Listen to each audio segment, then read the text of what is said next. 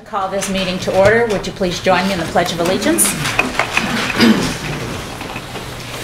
I pledge allegiance to the flag of the United States of America and to the republic for which it stands, one nation, under God, indivisible, with liberty and justice for all. Roll call. Teja Singer Shivalingam. Present. Harold Lamos. Present. Casey Barney. Here. Fran Newton here. Lee Sharks. Here. Okay. Is there anybody on the list, Charlie, for public comment for agenda items? No. Okay. In that case, we will start with the minutes of the November 20th meeting. Are there any comments or corrections? The only thing I saw was on page 4, line 35. First word, we have to add a PM after that. 12 PM. Yeah. And then also on line 46, I feel as if we should remove the "and not a public meeting." It wasn't a public meeting. With the RSA 91-8 semicolon 2, it is a public meeting. We're All right, fine. It was posted, so yes, indeed, I guess it was technically a public meeting. Thank you. Okay. What page was that? Page Yeah. 4, line 46. Anything else? Anybody else? So you're taking out not a public Yep. meeting? Yes. And it was a public meeting? Yes. Just leave that out. Yeah. Leave it out. Yeah. Not Take it out. Take out this. And Okay. and not a public meeting. Anything else? And what was the first one? Was page 1? Page no. 1, just a Page 4. PM. Page 4? Page 4, Page line 4. 35. And you want a PM after Period. 12. Yeah. PM. No, I was going to bring up that on page 3, starting with the paragraph starting on line 42, there's some context missing. It doesn't make sense when you say Chair Newton offered an apology to Kathleen DeWolf and Martine Badger. It doesn't say why, but first of all, it was on behalf of the board, and then I think that the Durex letter was in support of Kathleen DeWolf and expressing concern about the perceived disrespect of Kathleen DeWolf. And then, so otherwise it doesn't make any sense. And likewise, I would say that gives no content as to what my letter was. Right, that's absolutely right. He said that for example, he disagreed. I mentioned that the appointee, I believe, would bring her best to that position. Well, we can't write the whole letter, but you can just say your response, Okay, fine, whatever. If we're going to add the whole context, there should be some we can add it qualitative up. nature to that All right. statement. So then say, Durex letter of support for Kathleen DeWolf's appointment to the zoning board and his perceived, his impression that she was treated disrespectfully by Selectman Shivalingam. And then you can say after his response was that he wrote a letter expressing his confidence that she would do a good job. Thank you. And then in the last sentence, Chair Newton offered an apology on behalf of the board, because several of us expressed apology, and then to Kathleen DeWolf and Martine Badger, who had a similar experience, or something like that, so we can put Martine in context. Otherwise, it makes no sense. Okay? Any other comments? That's all I have. Only thing, page 3 of 5 leading into page 4 of 5. Yeah. It does not have, I was looking for the in support of, but I guess it was in support of the 25-foot setback. We did give a vote of confidence and a vote of support for the building itself. We approved we waived the setback. Yes. And then we gave approval Yes, to but the it only building. shows one motion. That's Oh, okay, So yes, we might want that it was two context. motions. You're absolutely right. It was two. Yeah. okay. And what about the plans for septic receiving building to be built on town land? Okay. There's 2, right? Okay. Yeah, down there below. are 2. The first was to waive the 25-foot setback, Okay. I and the guess that second was covers to improve plans for the building. Yeah, Wade spelled wrong also on Yeah. Oh. line 10. Right, thank you, Lee. It is. Okay, Yeah, that's That's good. Yeah, it Yeah. was 2 different ones. right. Okay, any other comments? In that case, I will accept a motion to approve as amended the minutes of November 20th. I'll make that motion. Madam Chair, one quick thought I have. You may want to consider including all of the letters, the statements, along with the minutes I as... think they were in last week's package, or last meeting's Yeah, package, they weren't were they? filed. They Okay, were 'cause filed. Minutes are They were kept filed. in perpetuity, We'll whereas... just, we'll attach them. Yeah, you can, Okay. absolutely, that's To the fine. minutes. Would you mind amending your motion to include that statement? I will amend the motion to include that we attached the letters that were mentioned in the minutes. Thank you. I'll second that. Okay, all in favor? Aye. Aye, Abstain, I was absent. okay. All right. Consent agenda. For the weeks of November 20th, 2017, account payables, $174,201, and the payroll manifest of $15,750. And the November 27th manifest payroll, $14,732. So I will pass these for signature. Okay, Patsy, you want to come talk to us about the two issues?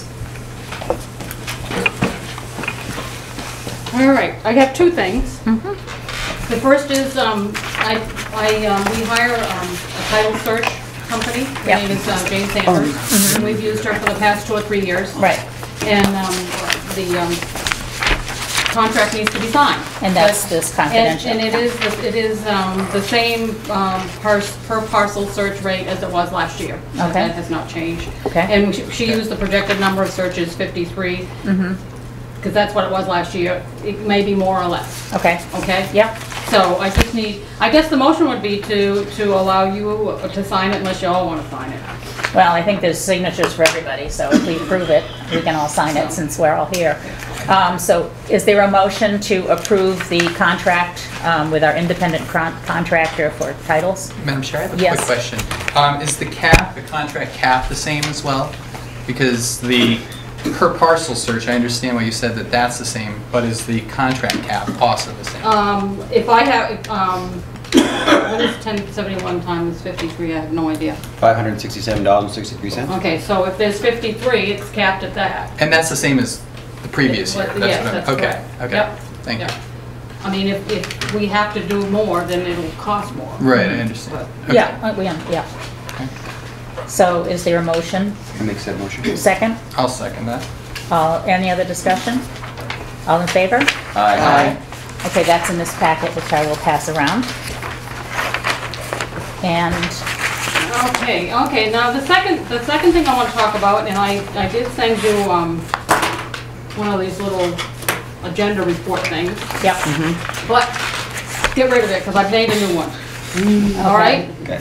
Because I got more information today. okay. So I'm going to read this to you, not that you can't read yourself, but just so that the public knows what's going on. Yeah, I'm going sure. to read it.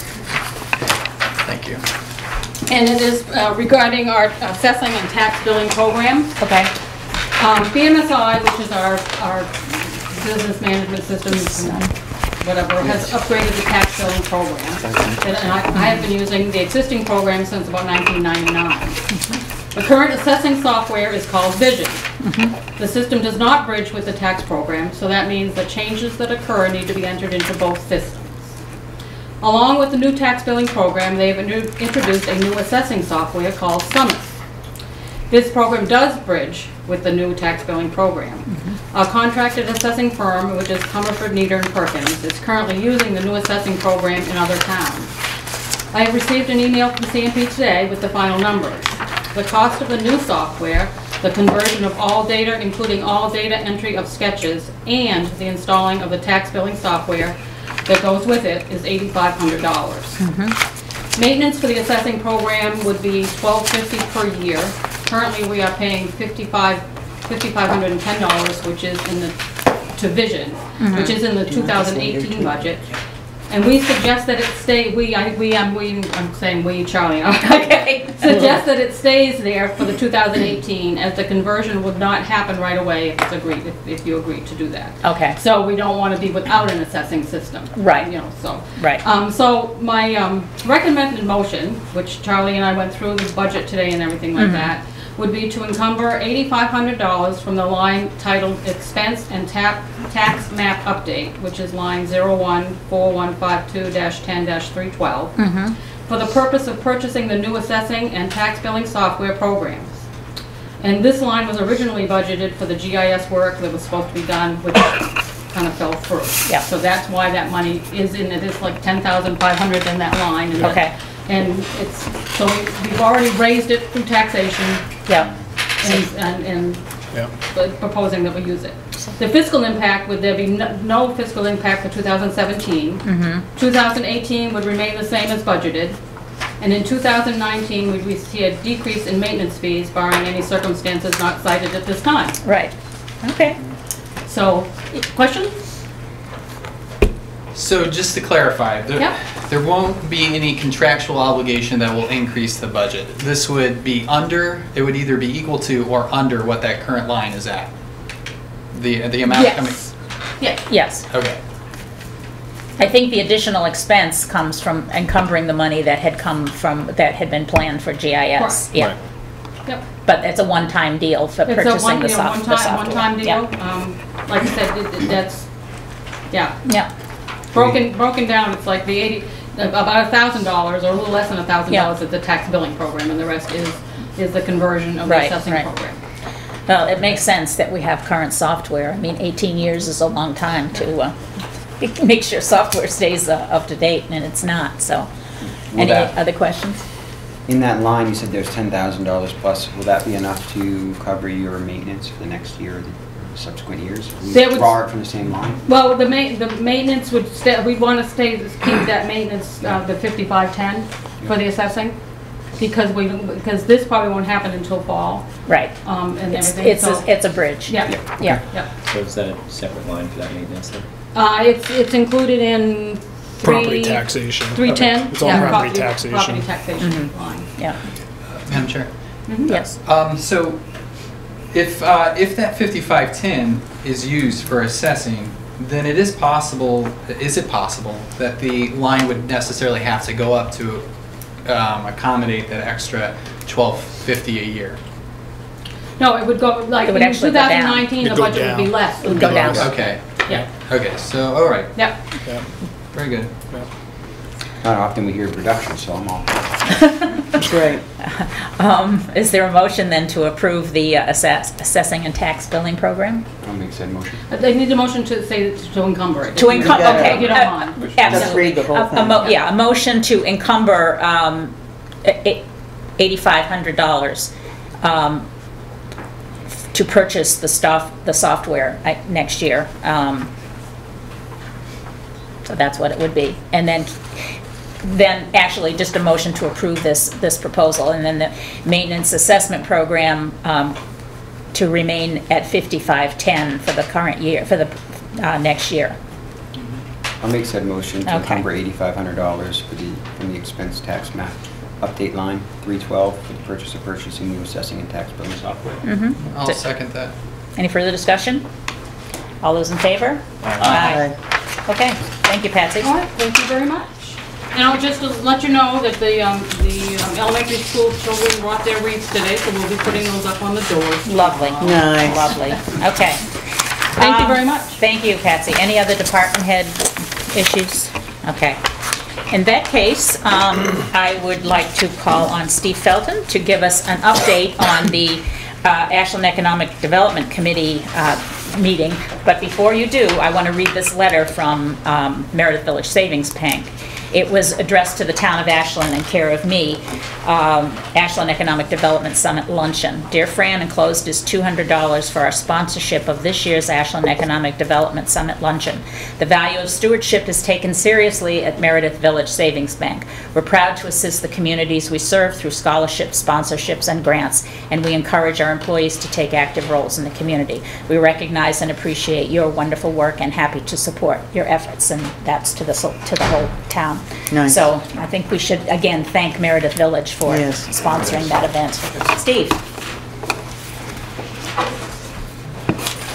If you don't mind any of that, can I just sit right up here so I'm not, my back isn't to anybody? I'm gonna sit right here next to you. Okay. Oh, actually, Back to the table, so. yeah, I think I did see that one. That's-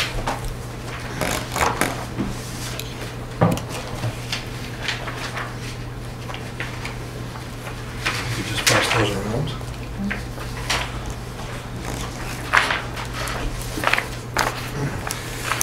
What I'm passing around is, we just wanted to do a kind of an update to kind of let you know what happened at the most recent Ashland Economic Development Committee summit that we had a few days ago, and just kind of update you on that, talk about maybe some next steps moving forward, and answer any questions you might have on that. So, I'm not going to read this whole thing, but I wanted you to take, does everybody have a copy of it on the table? Okay. Also, just for the public, this will be on the website as well, so you'll be able to access this information on the Ashland website under the Nice. Economic Development section. But just to go over a few things, I just stated what the mission statement is of the Ashland Economic Development Committee. I'm not going to go over that, but just so that you understand what the mission statement is itself. You know, the members are obviously myself, Cheryl Cox, Susan McLeod, Dean Olamontaine. Fran is the ex officio Board of Selectmen. And then for this particular meeting, we had some people that I want to just mention, because the summit that we did a few days ago, Eli Badger, Mardine Badger, Dave Toth, and Katie Mara were very helpful in putting a lot of this stuff together. And it was basically an initiative that is in regards to developing a vision for the L.W. Tackett Mill redevelopment project. As we all know, the mill down there is in need of some development. You know, the biggest piece of that, obviously, is the Heath building, which is the biggest piece that's in question. And as we, as a committee, as we work on that, we'll come back to you with more detailed recommendations on maybe what to do with that. But the main purpose of tonight is just to kind of give you an overview of what happened at that meeting and how it went and how it was received. And the purpose of it, there's 3 stated purposes of that meeting, and as you can see, they're all listed there, but it's basically all revolves around the repurposing and redevelopment of that mill complex, trying to create new jobs, addressing any potential safety and parking issues that are there, and wherever possible, utilize renewable and green technology where possible or practical. And a key component of the process involves creating a collaborative effort. And this was the main piece of what we wanted to do. To do a project like this and make this mill productive, it takes a collaborative effort well beyond what the town can do itself. And we invited a cross-section of people, and the people that were involved in this meeting were the mill owners, a number of different federal, state, regional, local agencies, some local business owners, some different members of the Ashland boards and committees that are here, and Ashland residents and voters were among that group, but will be part of our very next piece of this whole project. So if you go to the second page, you know, just to give you some recent activity of what has the Economic Development Committee been doing over the last few months. We've met with all the mill owners. We had them come to an Economic Development Committee meeting to kind of understand where they're at and what they want to accomplish out of the property. We've developed a really extensive list of contacts of all the federal, state, and regional politicians, agencies, and nonprofits which would need to be involved in some way to help make this project happen. We've also developed a contact list of all the local Ashland business owners and potential new business owners. We've been reviewing the Brownfield 2 project that's going on, specifically on the Heath property. And we obviously just conducted what came out to be a very successful development summit on Wednesday the 29th. And if you look at what the stated goals of that summit were, it was really, as I said earlier, to bring together and develop interest to a cross-section of some of the key stakeholders that would be involved in getting a project like this off the ground. Some of the key highlights of the summit were the attendance was actually exceeded our expectations. There were over 50 people there, and it was about as packed as it could be. We had, I don't know if anybody knows, but there were a couple of articles in the Manchester Union Leader, one of them that talked about leading up to the summit, and then there was another one that talked about the summit after it was done, and it was very, certainly good press for Ashland, and it pretty effectively stated what we're trying to accomplish here. Some of the people that were there, again, there were representatives from pretty much every state, representatives from all the state representatives, the senators and the governor's office. I listed a number of the different agencies that were involved, and I'm not going to state all of those, but everyone from the DES to Grafton Regional Economic Development to Lakes Region Planning. There was probably about 15 to 20 different agencies there. You might say, well, why would you invite all of those different people there? Because depending on what this project involves, it's going to involve getting assistance and grant assistance from many of these different organizations. And for them to consider us for that, they have to believe and feel comfortable that we have a solid plan, understand what we want to accomplish, and feel comfortable that if they do give us funds, that they'll be effectively used. And then, you know, we just picked out a few business owners to be there as well. And, you know, some people will say, well, why wasn't everybody invited there? And the main reason for that is this was specifically to try to get feedback from some of the different agencies and stakeholders that would be involved in it. And we wanted to do it in a way that was respectful of their time, and it was a pretty well organized event that was divided into 3 or 4 key pieces. First, there was like a 20 to 25 minute presentation by myself and Fran that just talked about the goals of the project and kind of give them an update of where Ashland is, where it's been, where it is, and where we hope to go in the future, to get that whole group understanding the landscape of, you know, what Ashland is. And we also had some 2 or 3 guest speakers. Jeff Hayes from the Lakes Region Planning Commission, who's been very helpful and with us in getting some grants, was there and spoke about the project and how he might be able to, and their organization might be able to help us moving forward. Tim Andrews from Novus Engineering just gave a brief update on how the Brownfields 2 is going, and that should be, sounds like it should be completed over the next week or 2, where we should be able to get some more defined information on that. That's an important piece of this whole thing. And then Bino was introduced George Baldwin. You may not know who he is, but he was previously a commissioner of the New Hampshire Department of Economic Development, and very well respected throughout the state, has been involved in many projects like this mill project throughout the state and has been very successful at it. And he was there and kind of gave just a little presentation on what his experience has been in the past. And then the last part was we had pre-selected breakout groups where each of these different groups were a mix of Ashland business owners, mill owners, different agencies, people from boards in Ashland, and it was groups of 8 or 9 people, and there were 5 different tables, and we had a facilitator at each table. And I won't go through what the questions were, but they were basically to get from this group, what kinds of things would you recommend that we look at and have worked in other areas, and what kind of things should we be aware of and be cautious of before we go into some of the next steps. And we have put together all that information, and we'll be discussing that at our next meeting tomorrow night, actually. And we'll be taking all of that and putting it together and trying to use that information to help us define some of the next steps moving forward. We also sent a letter of appreciation out to all of the people that were invited.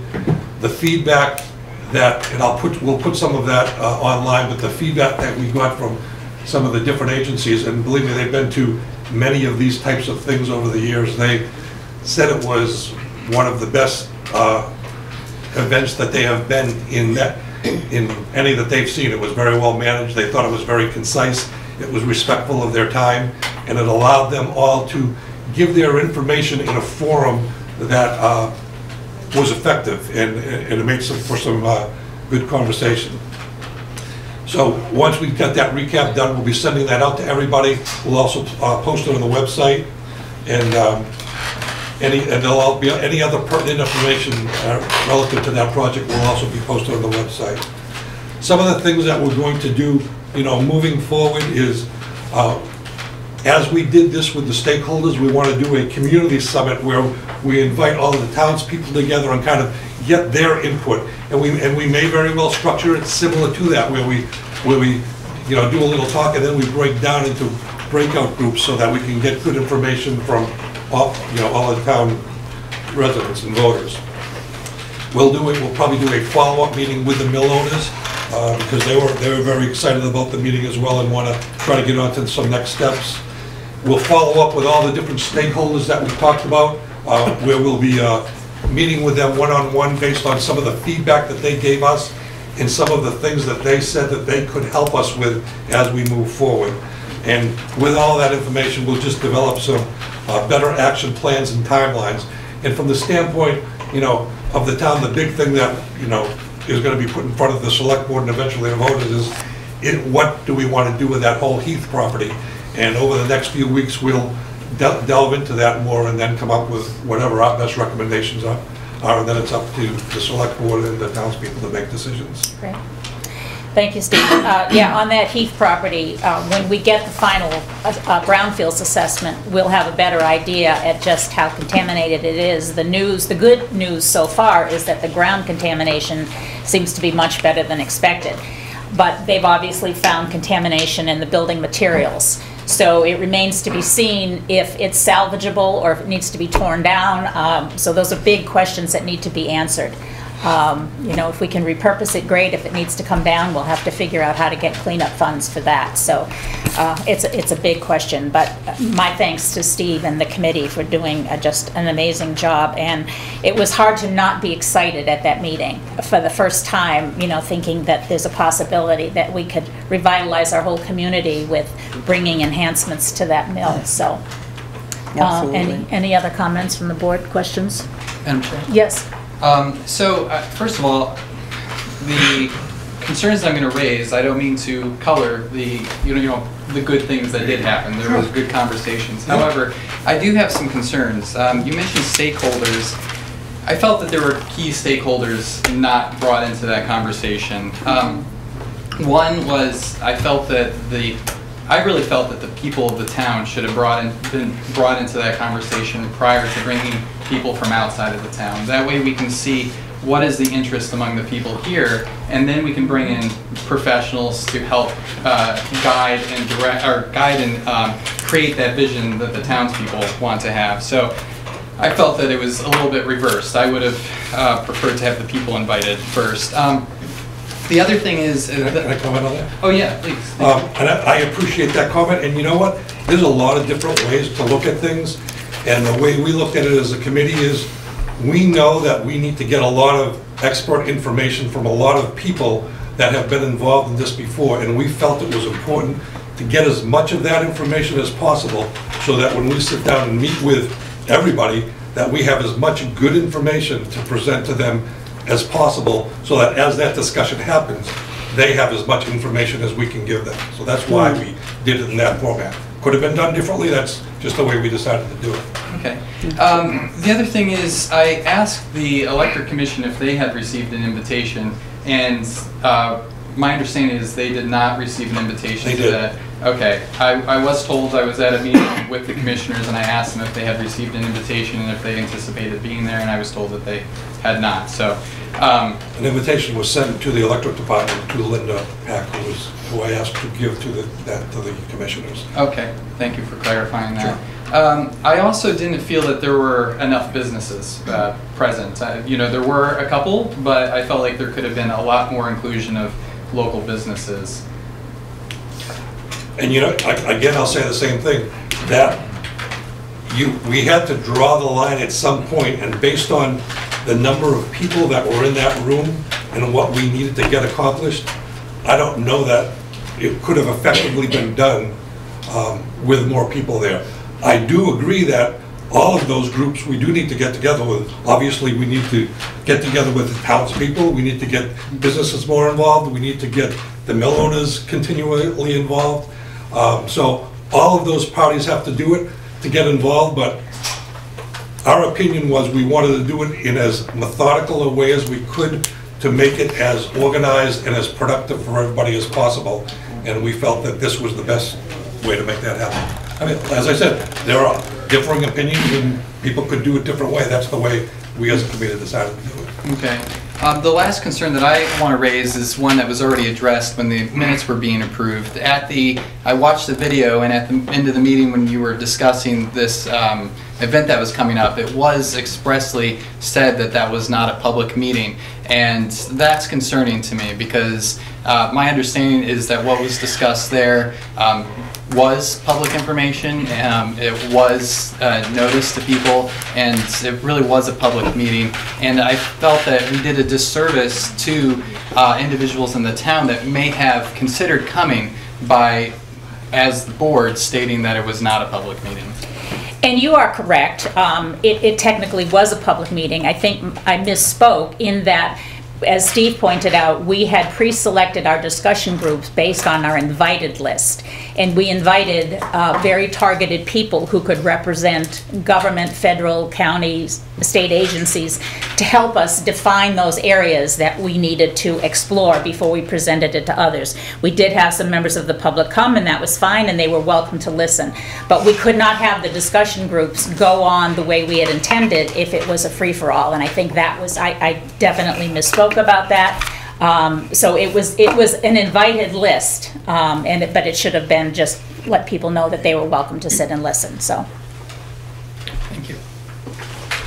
Any other comments, questions? I just have one thing. I was reading this article up north about the Balsams reconstruction, and it mentioned Senate Bill 30 that passed in 2015, which enables projects to towns to make redevelopment districts. I didn't know if you knew about that or not. And it also mentioned the New Hampshire Business Finance Authority. That might be valuable, but I think this Senate bill looking into establishing a redevelopment district would be really helpful. I'm not sure exactly what, I don't know if anyone here is familiar with Senate Bill 30. Martha? No? But I think it would be worth looking at. Yep. Thank you, Lee. Thank you. Okay, anything else? Oh, thanks. All right. Speaking on that, have you decided if you do redevelop into a zone here, would you look forward to tax break incentives? I've noticed that in some other towns that are rebuilding. You offer a district that would have a municipal tax break zone. Is that something that obviously would be up to us, but is that something you thought of? It's one of the options, and again, one of the reasons that we invited those different stakeholders there is because all of them have done different facets of this. So now that we've talked to them, we have, I can't tell you how many different ideas to look at, and then we can go back to them. So eventually, we'll be coming back to you and say, here are some of the options that we can do, and then you'll decide what makes the most sense. But yeah, that's definitely one of them. Anything else? Thank you, Steve. Thanks, Steve. Okay, 2018 warrant. Charlie, you want to lead this discussion? Yeah, we have to prepare a warrant within probably about 6 weeks. January 9th is when we have to formally post for our public hearing. So the thought was to articles that are really kind of sort of not too debatable, I don't think, whether or not they should go on to the warrant could be voted upon tonight. Okay.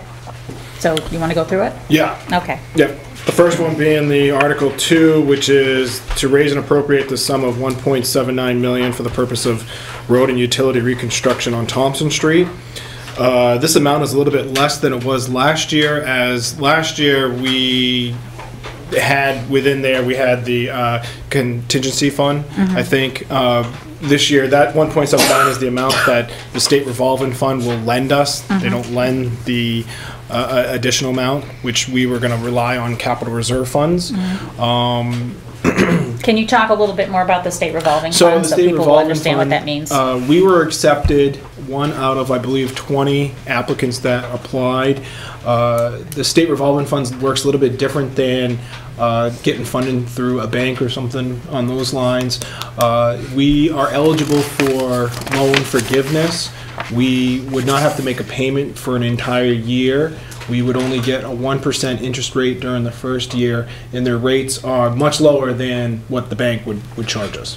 So it's quite beneficial for us, the town, to go with the state revolving fund lending per se than with the bank. Yeah, well, it speaks well of the town to have been approved for that loan as well. Okay, thank you, Chair. Yes. So my question about this is, we've talked at some points about possibly dividing this up, because last time, I mean, this is less than last year, but there has been some concern that asking for this amount of money may be inherently prohibitive, you know, for people to want to get behind that. So we've talked about parsing that up. Is there any thoughts on that, or have you looked into that? Well, last year we had engineers break out the cost, and it would have cost more to do it in 2 different phases. And the state revolving loan would not be applicable to both phases, so it would cost us considerably more. But I think you have in here that, no, never mind. What's that? Okay. Yeah, okay, so this Yeah. Okay. that one's Yeah. later on. Yeah, But this okay. is worded per DRA. Yeah. And it does require a 3/5 ballot vote, which is the majority.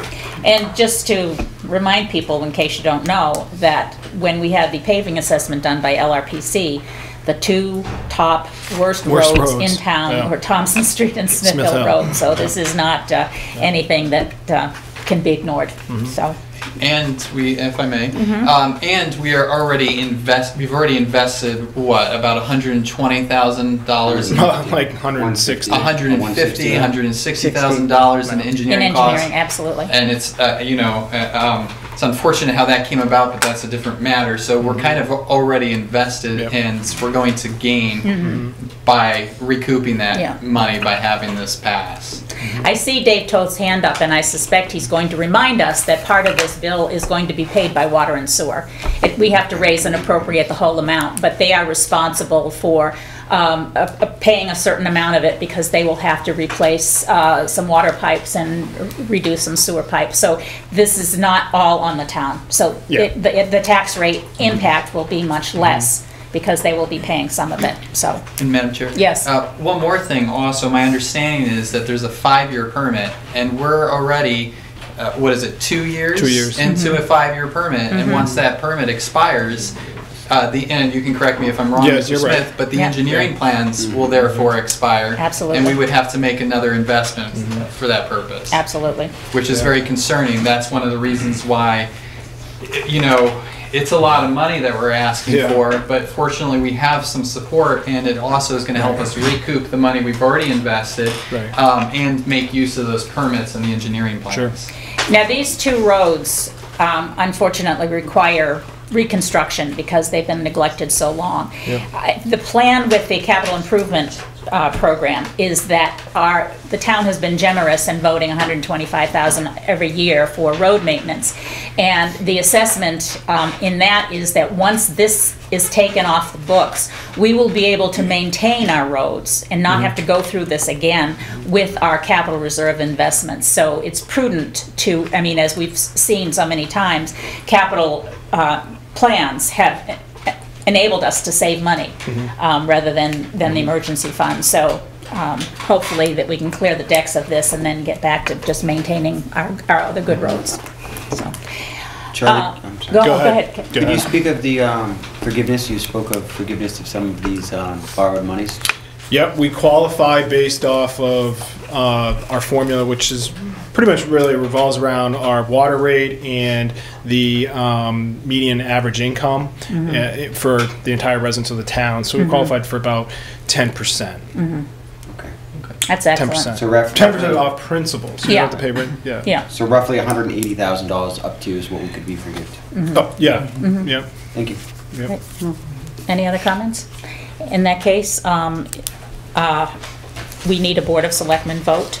All those in favor of approving Article 2 as written, please say aye. Madam Chair, I have a quick question, I'm Yes, sorry. okay. But are we asked, so this question that you're about to ask, the motion we're about to call, is it to put this on the warrant article? No. Or is it to put it on the warrant article and give our selectmen vote? I'm just curious about how this process is, because this is the first time I'm doing it. So Right. do we vote separately? You're right, we should vote to put it on the warrant first, and then we will Yeah. decide whether or not we want to support it.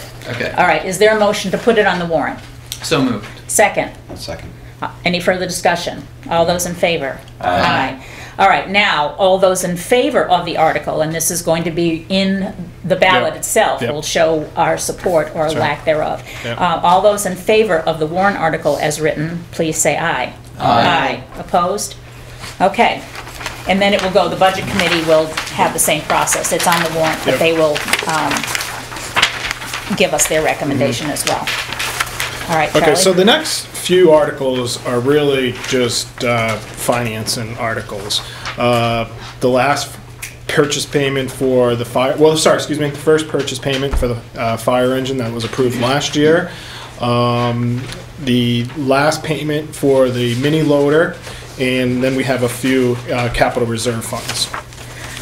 Okay, I think we have no choice but to put the payments that we've already approved, purchases we've already approved on the warrant. Yeah. Do I need to take a vote on 8 and 9? It's a contractual obligation. It is a contractual obligation, so, with, I'll move that, I'll just make the motion that we put Article 8 and 9 as written Okay. on the warrant. second, I'll second that motion. all in favor? Aye.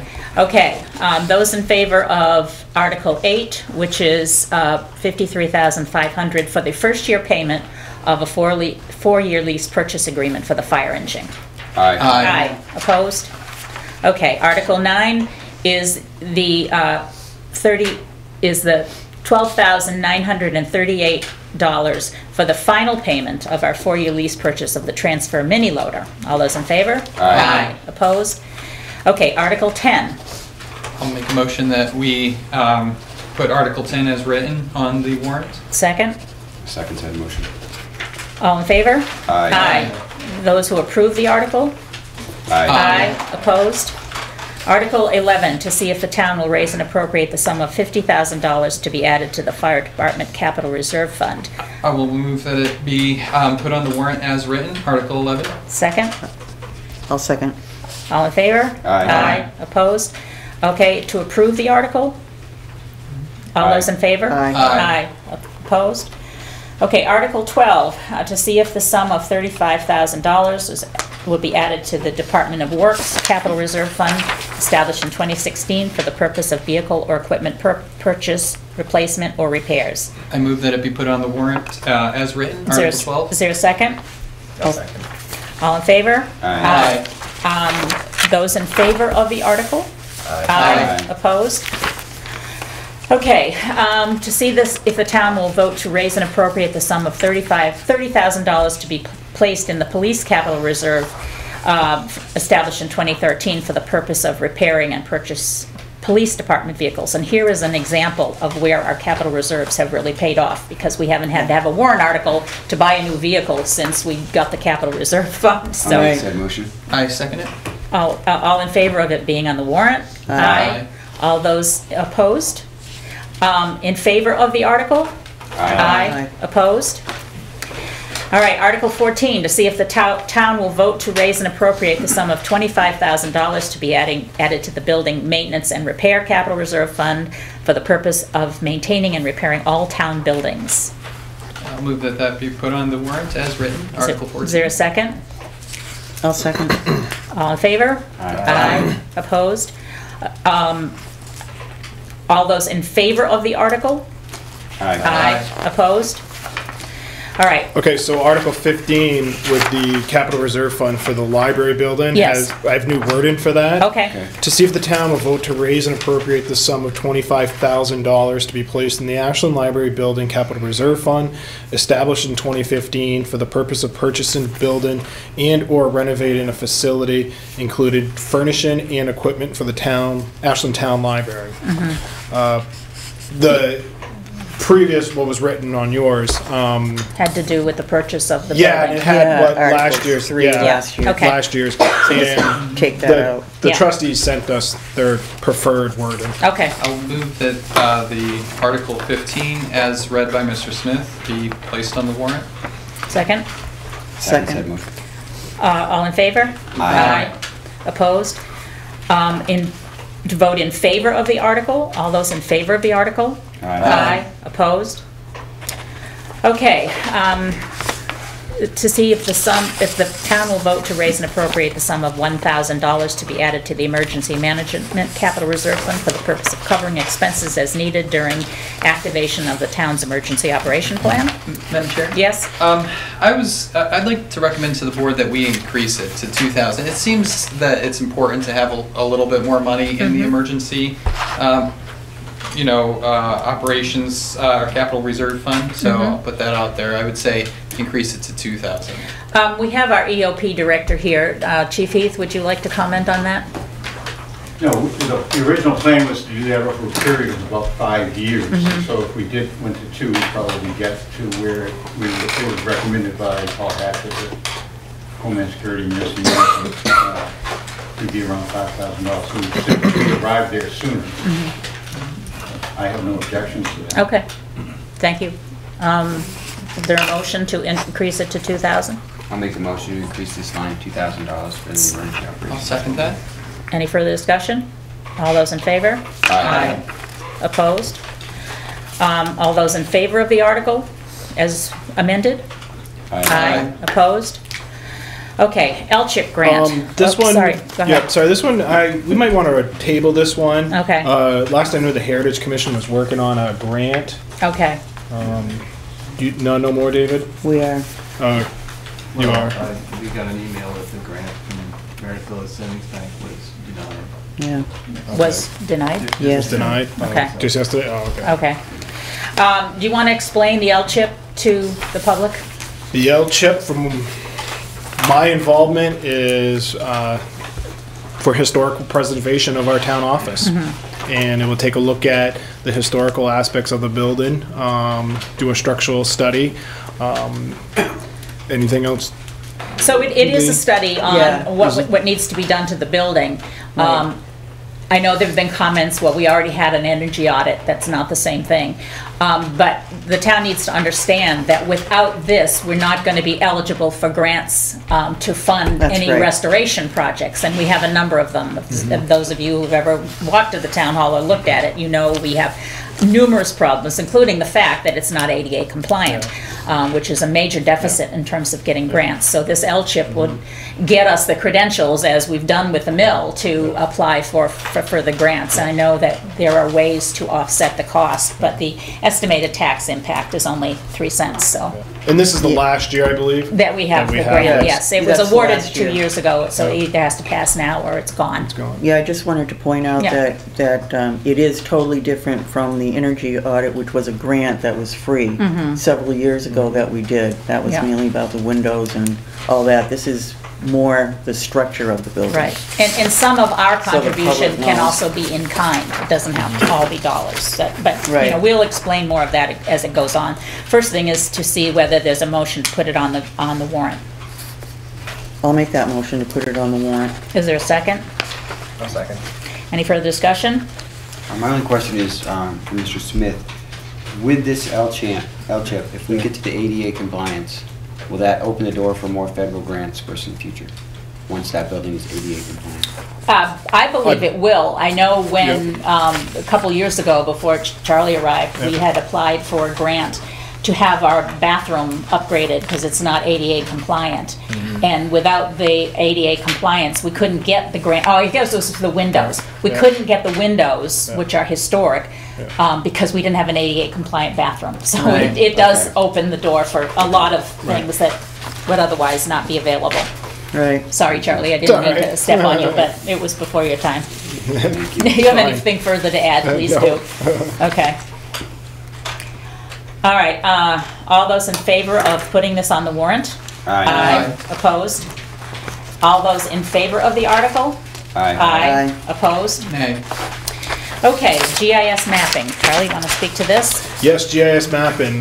We had a consultant come in, will give a presentation to the Board of Selectmen about putting I guess you would say, a graphic information system for the entire town. And what this would do, this is the start to make sure that I think all the parcels are paying their proper fair share for tax purposes. Because right now, some of the lines that are mapped out are not accurate.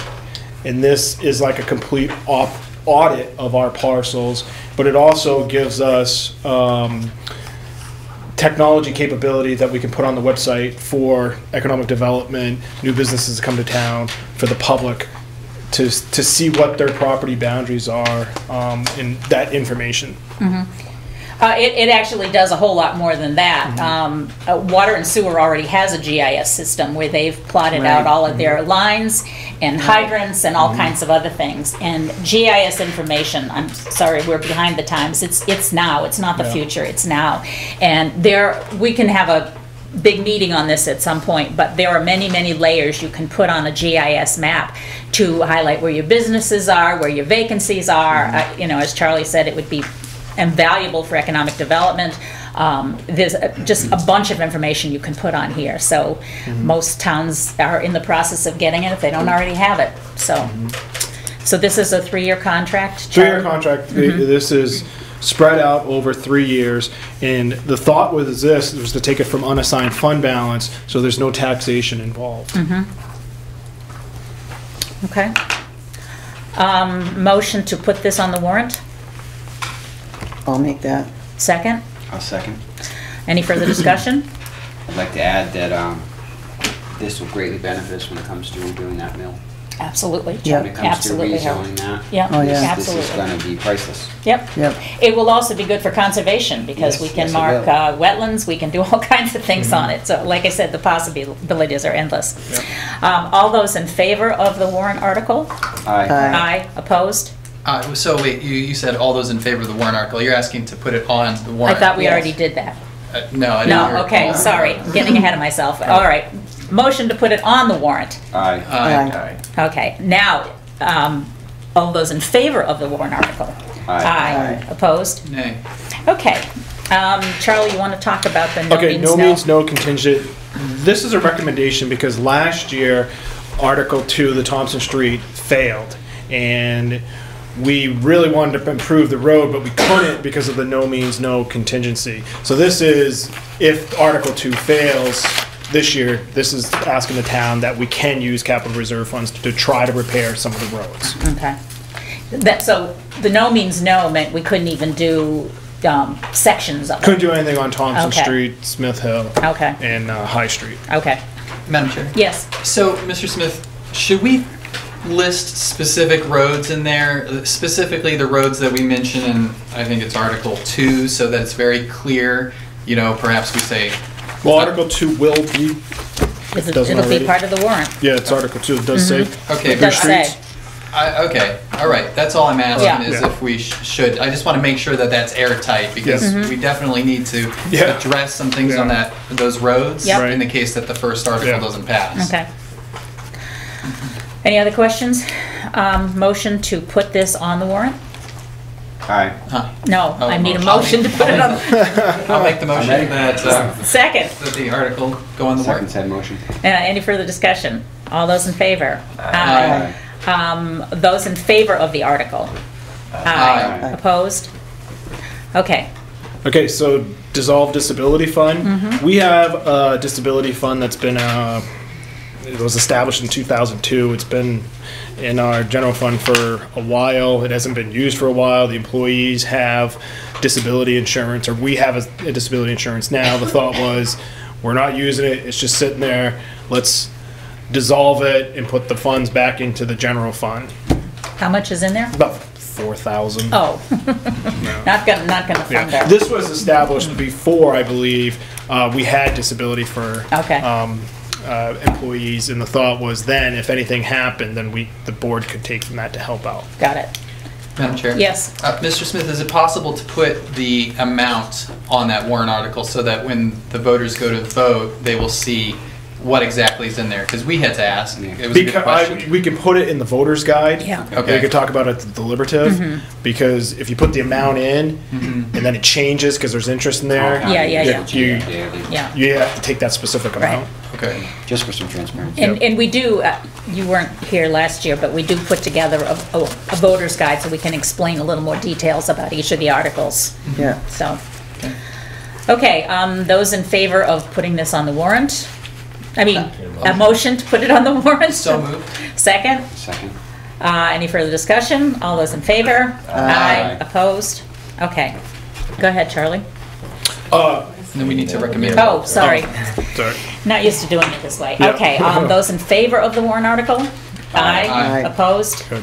All right. Okay, so the next few rescinding the about the budget committee in the municipal budget act is sort of just a broken up of what was on there last year to see if you guys want to carry that forward this year, such as the rescind the municipal budget act.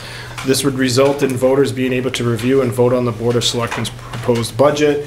This would have been submitted by the department heads, reviewed and amended by the Board of Selectmen, goes directly to the voters. Questions? Yes? So my understanding, Mr. Smith, is that that would get rid of the budget committee. Yeah. Okay. The warrant article doesn't say that.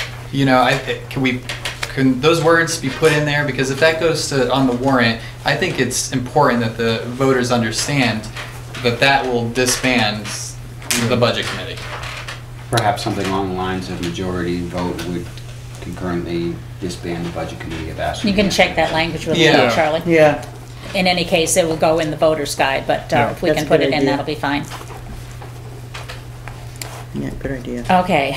Any other questions? Motion to put this into the warrant? I'll make it. Is there a second? I'll second it. Any further discussion? All those in favor of putting this in the warrant? Aye. Aye. Opposed? Nay. Okay, next one. Madam No, Chair, we should thank- ask for a recommendation for it. Sorry. Those in favor of the warrant article? Aye. Aye. Opposed? Nay. Okay. 3-2. Next one, Charlie. Reducing the size of the budget committee. Right now, it's a 9-member committee, and the town just has 2 open slots. We've had open slots for a while, and it's just not been able to fill the slots. Any comments, questions? Madam Chair? Yes? I think that the more opportunity that we allow for participation, the better. And I think that this would be better as a petitioned warrant article, personally. Any other comments? I could see it going both ways though. Like if you sign up for something and you notice that not everyone, or like it's not everyone's involved, you know what I mean? Like there's 9 spots and there's only 7 people available. Maybe you don't want to commit yourself to something that everyone's not involved in.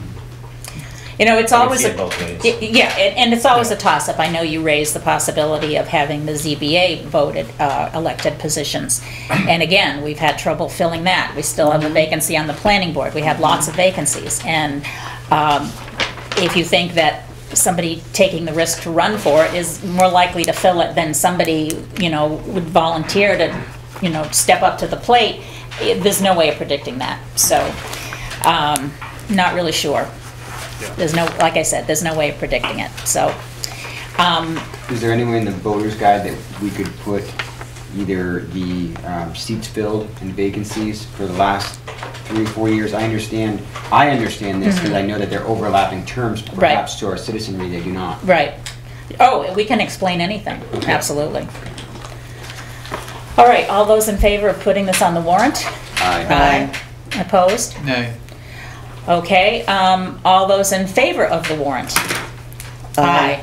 Opposed? Nay. Okay. Did anyone motion? Should Did be anyone the motion for that? first one. Oh, I think a Fran- motion to approve what? A motion to put it on the warrant. Thank you, Wendy. Like I said, Second? this is a new process for me. Was there a motion to put it on the warrant? I'll make the motion. Second? I'll second. All right, we already had the vote. All those in favor?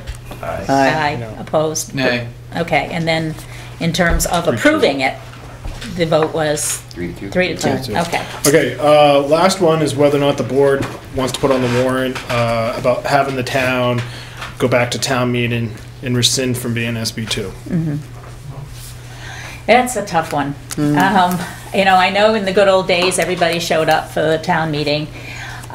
We switched it to the SB2, and now we don't get anybody there. And so changes are often made to the warrant by a very small minority, and then the voters get stuck with whatever changes happen there. I mean, ideally, I would like to personally see it go to a town meeting. I'd like everybody to have a chance to speak at the same time and not go through this iterative process.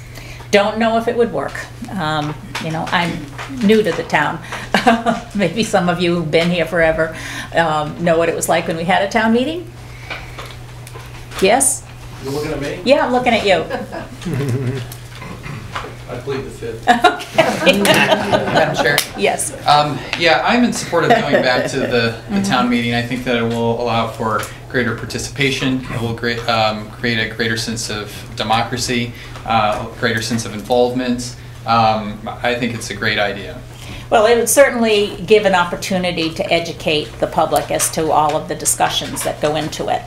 And I would love that opportunity. As I said, the changes get made by a small minority of people that show up, and it's usually department heads and their families that show up, and they don't understand everything that's gone into the discussion. So I'm personally willing to give it a try. So a motion to put this on the warrant.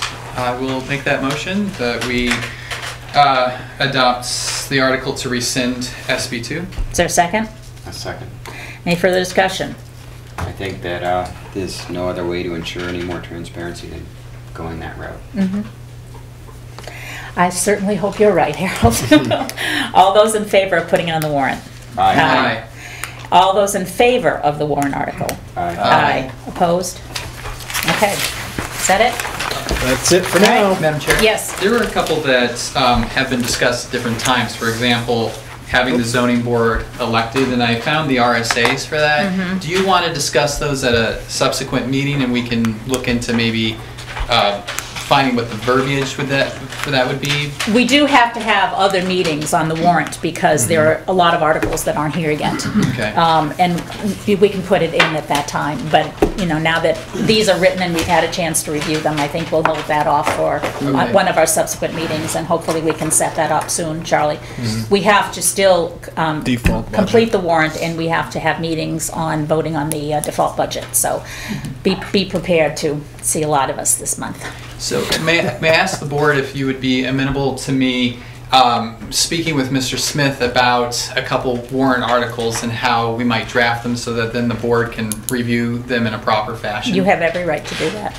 Are you? Okay. Yeah. All right. Thank you. Okay. Any other new business? In that case, select board items, rights-based ordinances. Well, yeah, we received a letter. You may, first let me start by saying you may recall rights-based ordinances. Back in the spring, I gave you some information. I distributed it to all of you about that, and I urge you to read it over. But at the time, we might not have had such a strong urging to move forward and with that. And now we have received a letter from Representative Migliore. Is Representative Migliore present? Okay. So essentially, he has urged us to move forward or consider moving forward with the rights-based ordinance. And I mean, I think that we're going to probably be speaking at length about this, but I think that it's a very good step to go for the town for current issues and future issues. It allows for an empowerment of the community. It allows the community, it allows Ashland to protect its natural resources. It allows Ashland to protect the health of its individuals. And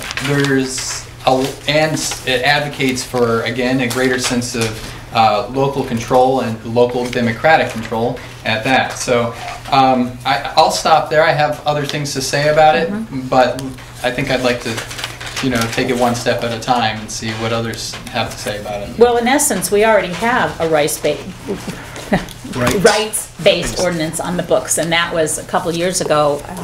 We passed a large wind ordinance because we didn't want what happened up in Groton to happen here without our ability to set the parameters, in other words, a decommissioning plan and so forth. So we did implement that. It was passed, and I sort of figured that is a rights-based ordinance. So yes, there are times when it's absolutely necessary, and has been done. My outlook is twice in recent history, 2012 and 2017, just this year, our people in town have voted 2-1 that they do not want Northern Pass in our town. I think we owe that to our citizens to ensure that we do everything we can so that it doesn't happen. Well, what we actually voted on is that we wanted our rights, our assets protected, and as interveners, that's exactly what we've done. I know Water and Sewer has spent a small fortune on legal fees presenting their concerns about the water and sewer assets to ensure that whatever is done is protected, and I think that's what the Conservation Commission has done, and the Planning Board. We all signed that to ensure that and the state has, the SEC has heard our concerns. So yes, that's happened. The problem is the SEC is going to be making a decision by the end of February, and our town meeting is going to be too late for a vote. So we would have to have a special town meeting, which has to be announced 60 days before our town meeting, and that is the route that we would have to go. Yeah. Yes, ma'am. And I think that we should go that route. I think that we should move ahead full steam with this as soon as possible, because I think that this will really empower our community to stand up in opposition to Northern Pass, in opposition to future types of projects that may attempt to come into Ashland that again could have a real danger, present a real danger to our natural resources and the health of our individuals, and really the economy too. I have yet to see any specific wording on a specific ordinance, and we can't really vote on an ordinance until we've seen it.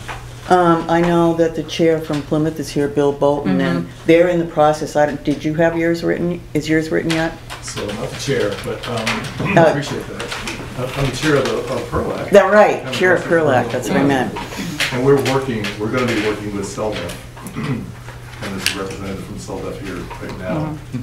We haven't seen the draft yet, but shortly we'll have it in our hands and we'll act on that. Well, I would say when we get it, we should certainly look at it, but we can't vote in a vacuum at this point until we've seen such an ordinance. And to receive an ordinance, we actually have to engage CELDEF. Michelle Sanborn is here. She represents CELDEF, or she works with CELDEF. Right. I've spoken with her at length. I'm sorry, Mr. Lemos, I didn't mean to. But I have spoken with her at length, and there are several steps, and we're kind of in this process, and we're kind of coming to this late in the game. And, I think that tonight we have to really consider making the largest steps possible in actually bringing us up to date in this process as possible. So I'm going to actually make a motion that we engage CELDEF for the purpose of drafting a rights-based ordinance to be completed by no later than December 31st, 2017. I'll second said motion. Is there further discussion? Charlie, I know you had something you wanted to say. So I talked to NHMA and legal counsel about a rights-based ordinances that pertains to this Northern Pass, and was told you can pass a rights-based ordinance, but the problem comes in if you try to enforce it, because then you have to go to court. And our counsel told us we would probably lose in court. And that is my concern, because... So we're looking at a legal bill. And legal funds which we have not committed nor ever gotten approval to commit, and it could be enormous. As I've said, I'm not opposed to rights-based ordinances for our town, and we have put them in. But given that they have already received approval from DOT, from DES, from EPA, from the President of the United States, we're really fighting an uphill battle. I mean, I don't want Northern Pass. But what I want is the town's assets protected from damage, and I think that's what the intervenor status has done. So I'm very reluctant to get involved in a legal battle when I really don't know what it's going to look like. That is a real concern of mine, and I would like to see what Plymouth does. I mean, they obviously have a concern with it coming right down Main Street, and I can understand their anger, but I'd really like to see what Plymouth comes up with before we vote for any kind of nebulous ordinance at this point, especially given the certainty of legal battles once you enforce it. Madam Chair, point of personal We don't have time. Yes, Representative. If I may, as your new state representative, if I could have a moment to just clarify the correspondence. I noticed that I have a couple of colleagues in the room from the state legislature this evening, and also Michelle Sanborn from CELDEF. And if I were to ask you, what was it that my correspondence asked this board to do? What would be a representative response? Well, to clarify, what you asked to do and what the motion was that I made are different. You asked that we have an educational seminar with CELDEF so that we can become more familiar with it. Right. And the reason, just so you know going forward, because I feel like you're going to speak about this, the reason why I made the motion that I did is that after some lengthy conversations with Ms. Sanborn, I feel that just having an educational meeting in the time frame that we have is not enough at this point. So that's all, just to clarify that. Understood. Yeah. If I might speak further, Madam Chair, the reason that this is really worth discussing, which is the concept of putting forth a rights-based workshop, is because I need your help. And Representative Rand needs your help. Both he and I happen to be on the County and Municipal Government Committee, to which CACR 19, which is Constitutional Amendment Continuing Resolution 19, has been referred. And that simply means that in order for us to stand up and represent our districts, to pass an amendment to the state constitution, to give the RBOs that do exist in 9 cities and towns of the state of New Hampshire right now any teeth, we must amend the Constitution. And that is fundamentally what is necessary. So I did not come here and ask you or suggest that you pass a rights-based ordinance. But I would ask you to think about the impact on your state representatives in trying to justify amending the Constitution if there aren't any rights-based ordinances. Now, working backwards further, if you understand that a rights-based ordinance may or may not give you the protection that you expect, it has to do with how it's worded. Absolutely. It must be properly worded and customized for each community. Now, I recommended that you consider a rights-based workshop for the purposes of educating both yourselves as leaders of the town. One of 5 in my district, 2 of which, Alexandria and Grafton, already have rights-based ordinances in place. And my colleague, Representative Darrow, could expound on the impact that the RBO has had in Grafton as well. The other 3 towns I have recommended consider a rights-based workshop, and I am very concerned about the timing as well, Selectman. But I suggest to you that there have been delays in the SEC approval, and that it's entirely possible that that delay may move forward again. And it may not happen. So the excuse of both using it, it's going to be too late, isn't going to help us when this comes up at the state legislature to amend the Constitution, or even the the recognition that while it's prudent to perhaps hold a town meeting, a special town meeting, in order to consider it, it may not be necessary. That's a call that I cannot make. None of us can, right? But what I would like to request, and I want to inform you that I was successful in getting Bridgewater to agree to sponsor the rights-based workshop for the purpose of educating both the select board, and since it'll be an open public meeting, to be scheduled, unless Michelle can speak to that. I don't know the date yet. I don't have a confirmation. Yeah. That will be a public meeting that's open to anyone interested in attending. Well, I do appreciate that approach, because I don't feel that I, as one member of the select board, can speak for the whole town. And to have an education workshop where everybody has an opportunity to hear what's going on and to ask questions and to have their voices represented, I could not argue with that. As I said, we already have a rights-based ordinance without it being so named in town, and the town was very supportive of it. So I would not object, and I would support an education opportunity. I just don't want to be pressured here tonight as us representing the entire town, but I'm certainly willing to be in favor of additional education, and I understand time is of the essence, and that's fine. We could set it up as soon as possible. Well, one of the reasons I didn't want to suggest that you defer to the one that is likely to be scheduled in Bridgewater is the day or evening that that's being held could be inclement weather. It's a 15-mile one-way ride. Right. I think that B, and A, more importantly, you may have special circumstances here in Ashland certainly do. that may dictate that the verbiage of a preferred rights-based ordinance be customized differently than it may in Bridgewater or Bristol, for example. Absolutely. So I would advocate that you consider the workshop, and that was the reason that I had asked Michelle Sanborn to attend this evening. As you noted, I copied her on the correspondence, because all I can do is ask for the help that Representative Rand, Representative Darrow, and myself in the state legislature will need, as well as some of the other co-sponsors that are local. Sure. Representative Smith, Suzanne Smith from Hebron, who also has an RBO in place. Right.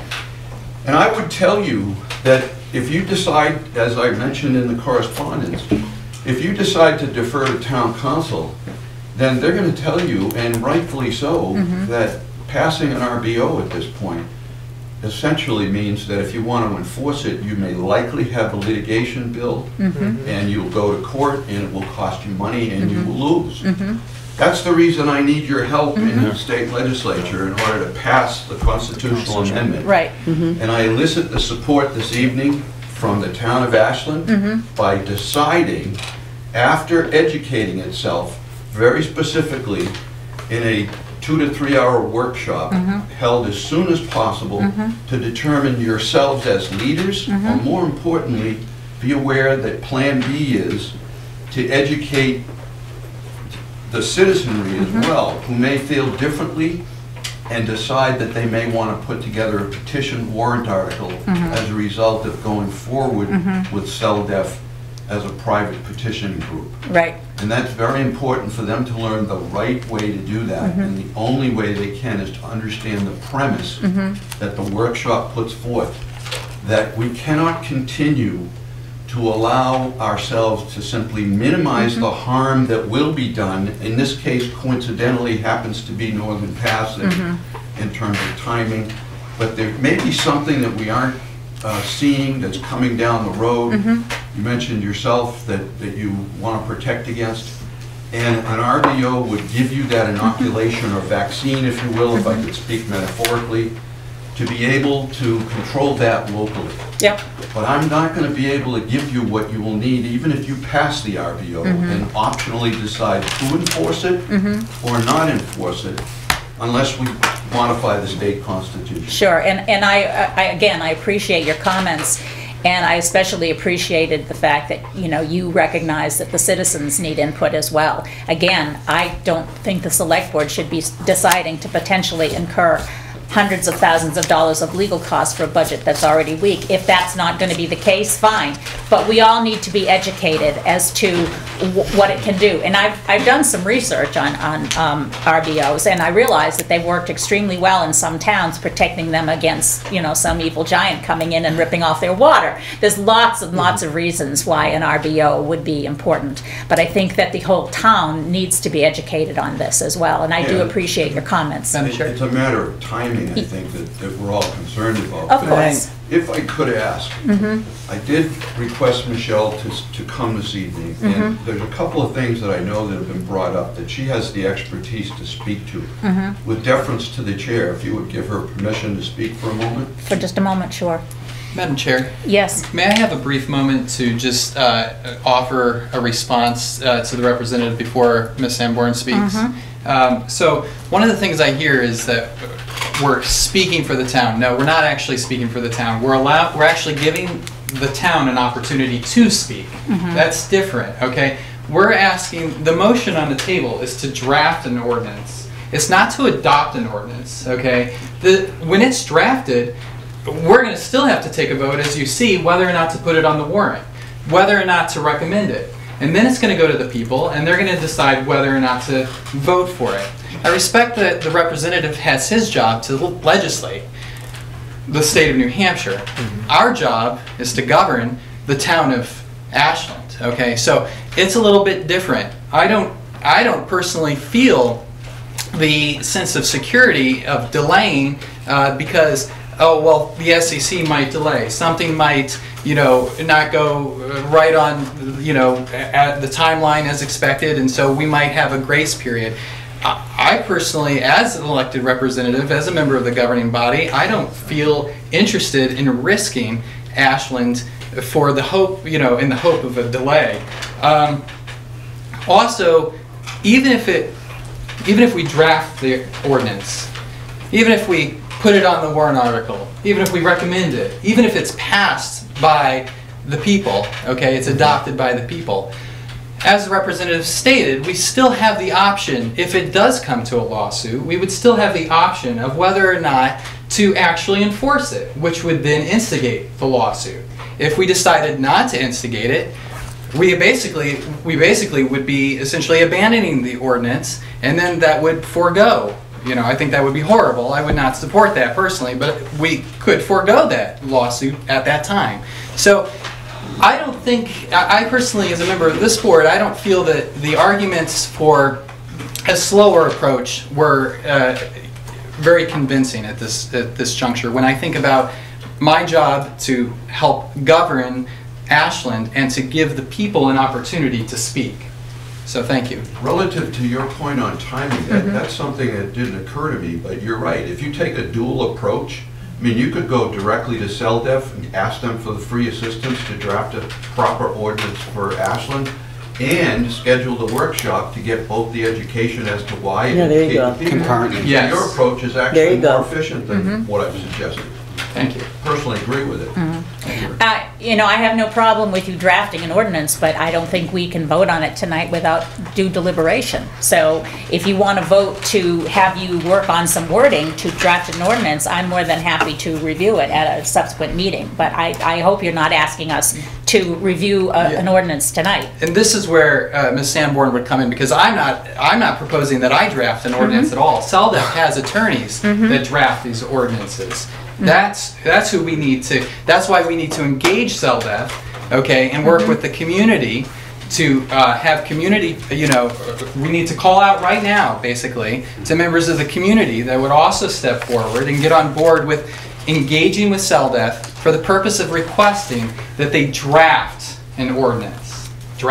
So then we can come back and we actually can have something of substance to be discussing, whether or not that ordinance, the verbiage of that ordinance addresses our needs and if it's something that we actually want to go forward with. So I think, Madam Chair, this would be a great time for Ms. Sanborn to speak on the details where CELDEF comes in. Thank you, Madam Chair. Thank you, board members. So yeah, a number of points have been brought up, one of them being cost. So I think that might be what is very heavy on many people's minds. My apologies to my back to you. And one of the things that I'd like to point out is that there's actually 11 communities in the state of New Hampshire that have moved forward with rights-based ordinances. Not one of them have been challenged in the state of New Hampshire.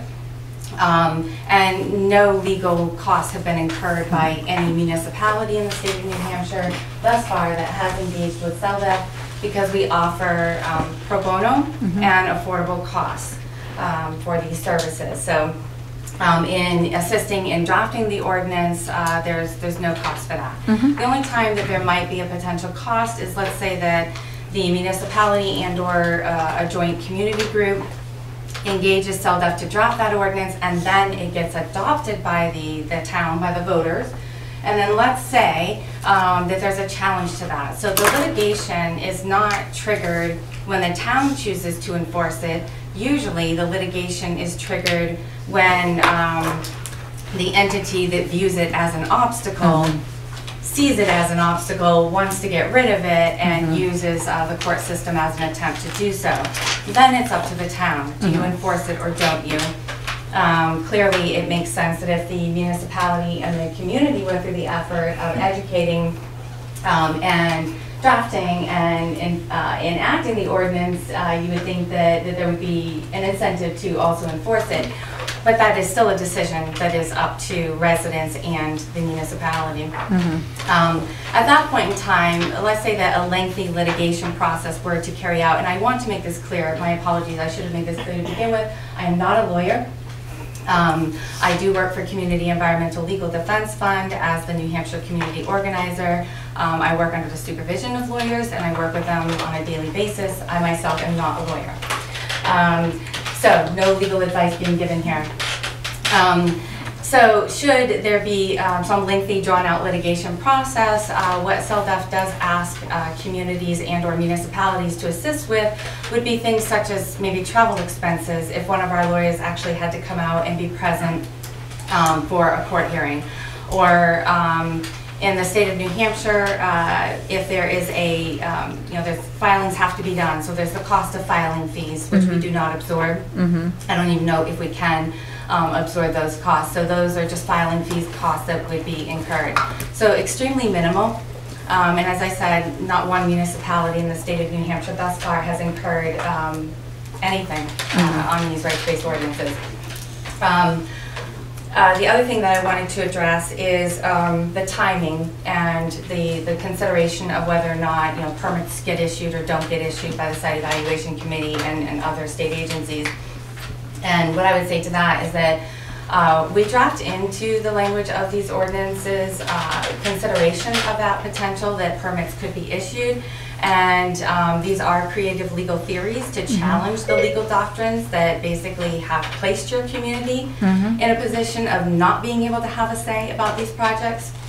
So you have an outside entity coming in saying, this is what we're going to do in your community. And the structure of law and government currently is that you don't have the authority to actually say no. You can do a large wind energy system, and you might be able to determine where, how much, when the damage or activity may occur, but you don't get to say no to it. And what a rights-based ordinance does, which is different from zoning or land use, is it takes the conversation out of zoning and land use and statutory realm, and it brings it into a constitutional rights-based realm, which is a less expensive argument. So when I talk about filing fees, litigation, it's a less expensive argument than going through the statutory process.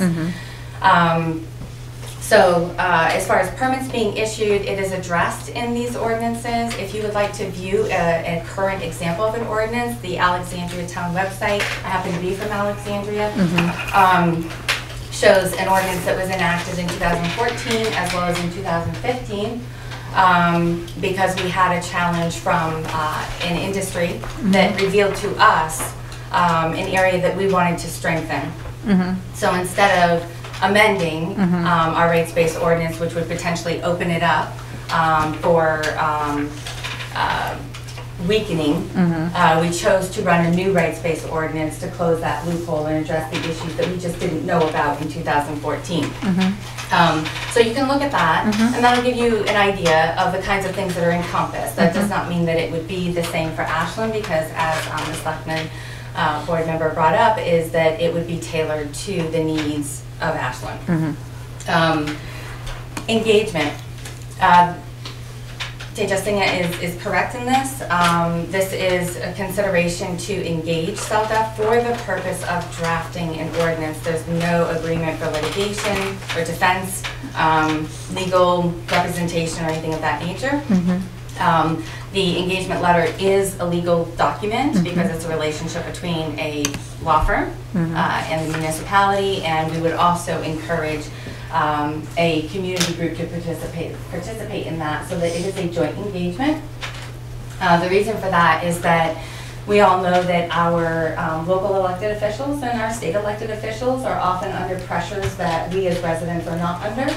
And sometimes that pressure can bend them in a direction that doesn't necessarily agree with the community at large. And these ordinances are drafted so that community members can enforce them, as well as the municipality. And should there be some part and ways at some point in time in the future, then the residents would still have that position to then enforce the ordinance should they so choose. So the engagement at this point is just for consideration of drafting that ordinance, and we would do that, we would recommend that that be done jointly with a community group, which simply means having a point person for the community to then participate in that process and be able to contribute from a resident's perspective, which would include the greater community. So I do assist communities in that educational process, not only in what rights-based organizing is all about, and our governmental and law history, but also in organizing and navigating through the local lawmaking process. And then SELDF is there to offer legal support for the ordinances that we assist the community in drafting.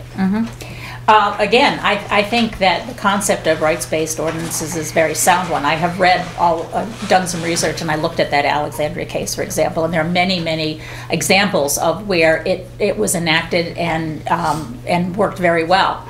But we're mixing that with one in specific for fighting what I call a moving freight train at this point. That's where I know they haven't been challenged yet because they've involved a particular asset within the town, but when we're one town amongst many in a long chain of towns, it gets a little bit more muddied. So that's where my uncertainty comes about the legality in the future, because it'll ultimately be decided by the SEC and forces beyond our control. Nevertheless, I have no objection to drafting an ordinance and getting a chance to review it, but I would also appreciate the educational opportunity, because as of a week ago, this was all new to me. And having done the research, as I said, again, I see that there's a real need for it. And if the Constitution were amended and we were not fighting state law, it would make life a lot easier, because we could do it on an as-needed town-based decision. So, I can personally support moving forward until we see what's going to come out of it. Yes, Harold. Madam Chair, thank you. I'd like to call your attention to page 3 of 4 of this supplement that we were handed, and I'd like to speak to this personally. About 3/4 of the way down, you'll see that in the year 2014, Alexandria, Danbury, and Hebron passed an RBO prohibiting unsustainable energy, petroleum. I can speak personally to that. I owned land in Danbury for some years. Before this RBO was passed, I watched my property values plummet because of the impeding threat of something big coming to Danbury. Literally days after this RBO was put into place, Iberdrola pulled out. And I watched my property values go up. So sitting here and listening earlier for 20 minutes about how we're trying to rebuild this town, don't you think we owe that to our town to allow these people to help us pull it up by the bootstraps? Here, here. I think we owe it.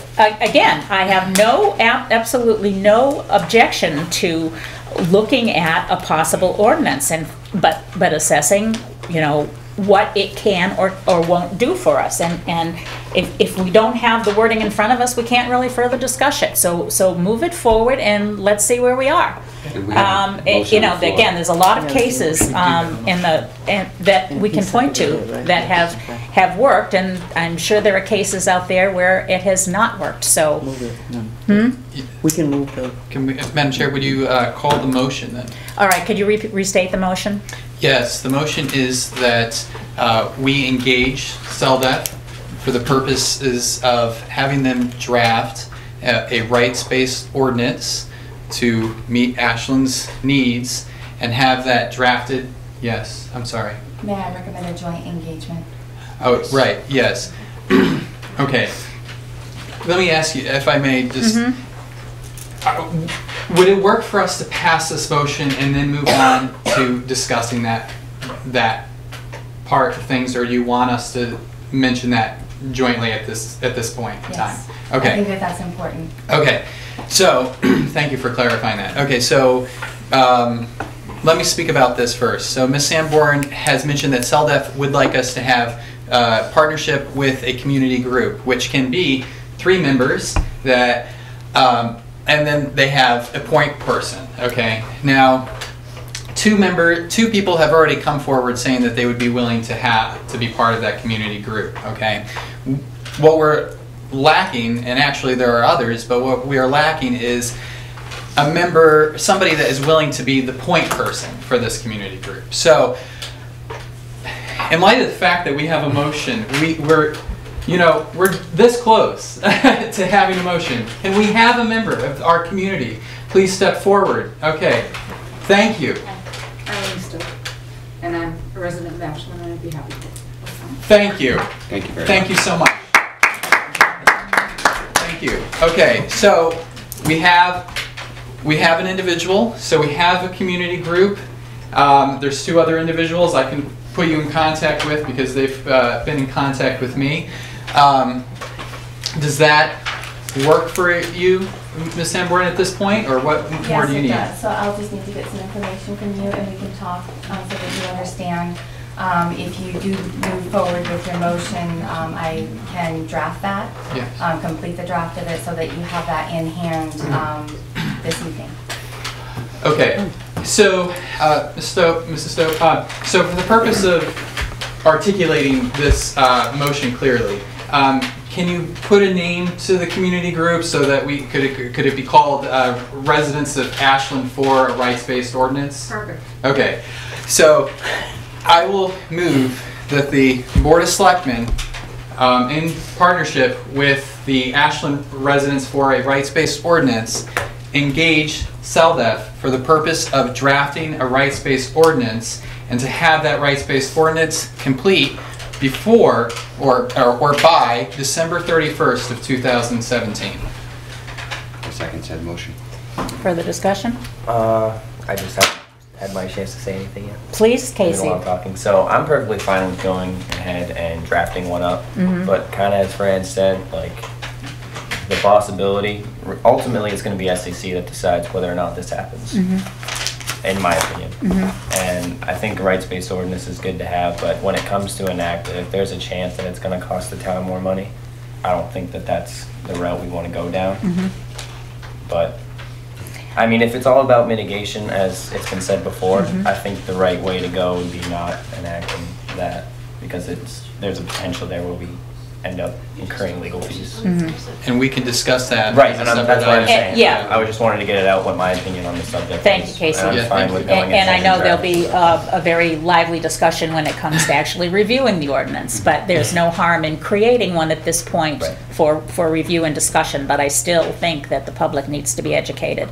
So, and I would certainly support a workshop to which the whole public can be invited to attend. And Madam Chair, I would, subsequent to this motion, once we call it, I would like to make a motion to specifically also have a workshop, in conjunction with this. So You currently run them at the same time. yeah, they run together. Let's do one motion at a one motion time, at a time. please. I just wanted you to know that I will be, I've heard what you said, I agree with what the representative has said, and I see that as a separate motion that I'm going to put forward next. So, Madam Chair, would you consider calling the motion, please?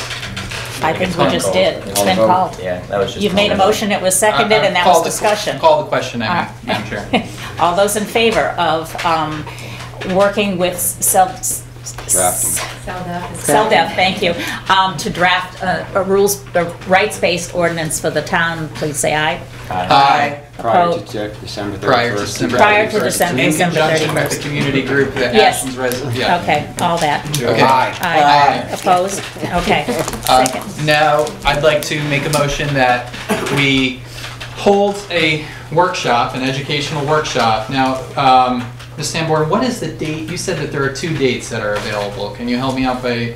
Yeah, so my thought process was just having enough time to be able to notify your residents. So the weekend of like the 16th and 17th of December, that would be a Saturday and Sunday, assuming that people would have more availability if it wasn't a work weekday. But if a weekday works better, they're usually about 3 hours long. Sometimes they can go longer if there's a lot of active discussion. So I usually say plan on 3 hours. Yep.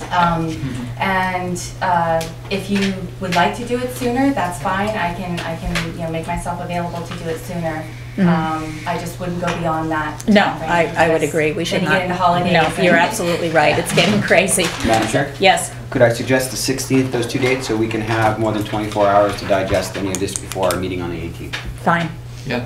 Okay, so I'll move that the Board of Selectmen hold an educational workshop with SELDF for the purpose of it, and that it be a public workshop for the purpose of educating our elected officials as well as the people of Ashland on the rights-based ordinance, and that it be held on Saturday, December 16th, 2017 at 1 p.m. Does that work? 1 to 4? Yeah, I think morning, early afternoon, whatever works for you. As we had a discussion over the at our SB2 meeting, some people work in the morning on Saturday, and so I think the afternoon would be better. At a location to be decided by the town administrator, Mr. Smith. No, because well, we're going to need somebody to call around and figure out. Like, can we meet in here? Should we meet down at the the gym? The gym. The gym. Somebody has to be appointed. Yeah. So I'll second that motion. Okay, thank you. Further discussion? So the 16th. Yeah. All those in favor? Aye. Opposed? Okay. Madam Chair? Yes. There's one more thing that I want to throw out, which is the discussion of the timeline here that has been raised. Selectman Sharps has mentioned the concern of the possibility of needing to have a special town meeting for the purpose of possibly voting for the ordinance. Since Selectman Sharps says that we need 60 days notice, we're kind of in a pickle. We almost have to decide that now, because February, 2 months from today, is February 4th, right? So I would put that up for discussion, because I don't know how to, I want to hear, curious what you I guys think we should wait until we've had the workshop and then decide at that point if we need a town meeting, because again, I'm not going to do that until I've seen wording. I mean, the whole thing still makes me a little uncomfortable, but I will keep my ears and eyes and opinions open, so. Fair enough. Okay. Fair enough. Sounds good. All right, thank you. All right. Yield tax levy. At 1 o'clock? On Saturday, December 16th. Yeah. Yep. All right. All right. Any other select board items? Thank you to the public for attending. Yes. Okay. Oh, we have yield tax levy. What is that, Charlie? The board needs to vote on allowing the town clerk tax collector to accept the money to go out. Could we keep the conversation down, please? We're still having a meeting. Thank you. There's some trees that were cut in the tax levy. Yeah. Gives the clerk the permission to go out and receive the funds. Okay. Yep. Okay, so that's this. All right, can I have a motion to approve the yield tax levy in the amount of $2,480.52? I'll make said motion. I'll second said motion. Further discussion? All those in favor? Aye. Let's see. Lee, you've signed it. Tasia Simon needs Yeah, you to have to sign sign it. No, what I'm saying is And then Yeah, there's two. Casey. Yeah, there's two Madam, motions. Oh, Madam Chair? Yes. After you request, if there's public comments, I have something that I'd like to ask the board. There are still, I'm still asking for select board items. Is Oh, this the okay. time? My apologies. My apologies. Oh, right now, select board? Yeah. I'd like to thank some folks for Christmas night in Ashland. I don't know how many here attended it, but it was well attended, and it was a great time Friday night. And I hope I don't miss anybody, but I'd like to recognize our community center, Avery Farms of Campton for their horses and their hay rides, the AARA Recreation Association for their booth in Memorial Park, giving out free popcorn and hot chocolate, the Hoarders at Cheney House for their Lionel train display. We had a craft fair at the gym that was very well attended, and we probably had 20 or 30 vendors there. Meredith Village Savings Bank, St. Mark's Church, the town library, where they held pictures with Santa, and they also had a storybook giveaway by the Pond and Peak Reading Council. There was a cookie walk held at the community center, which is always sold out in the first hour and a half, which it was. And the community church, they did a lot. They had music, Christmas music by their musicians, and they also had food at the dining hall, and kids decorating cookies. The Historical Society had a very nice photo display, and our 150th anniversary committee also had a display as well. And lastly, the American Legion, you could make an ornament there, send holiday greetings to the New Hampshire Veterans Home. And David Rule and Ann Lamson I'd like to thank for their organization skills, and also very much like to thank the police department and the fire department. They were both really helpful. Excellent.